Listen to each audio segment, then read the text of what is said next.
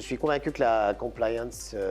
constitue un enjeu stratégique en fait pour l'entreprise, d'autant plus que la crise du Covid finalement crée une tension entre d'une part une crise économique extrêmement grave, le fameux grand confinement depuis la Grande Dépression, et donc potentiellement des pertes de marché, des carnets de commandes qui se vident.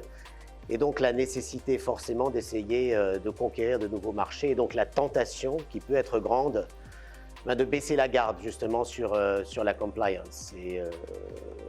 c'est la raison pour laquelle je pense que la compliance doit au contraire être une opportunité d'en faire un enjeu stratégique pour l'entreprise, pour conquérir des marchés, se développer à l'international, pour renforcer sa chaîne de valeur et pour finalement obtenir un avantage compétitif dans un climat de plus en plus difficile, de plus en plus incertain. La compliance n'est pas un coût, c'est d'abord et avant tout un investissement, et c'est au Chief Compliance Officer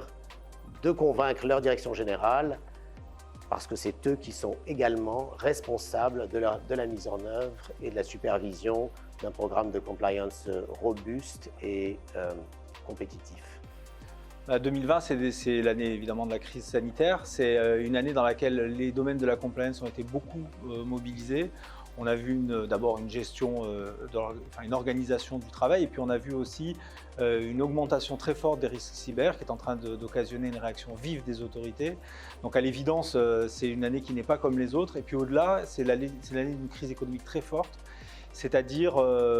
parfois d'une question de survie pour les entreprises et donc d'une question de développement, notamment à l'international. On a des entreprises parfois qui ont épuisé leur capacité de développement en interne, leur piste d'économie, et dans un contexte de contraintes aussi sévères que celui auquel elles font face,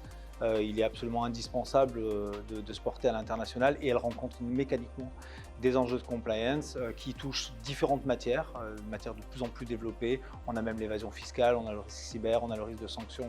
économiques internationales, évidemment l'anticorruption que je connais un peu. Et donc dans toutes ces matières-là, il y a des enjeux, il faut être capable de les embrasser, être capable de les organiser en interne et être capable de décoder des environnements normatifs parfois divergents, au moins en apparence, et essayer de marier tout ça dans un dispositif efficace. Donc l'année 2020 ne sera pas forcément l'année de la compliance, mais si ce n'est pas 2020, ce sera 2021, c'est l'avenir.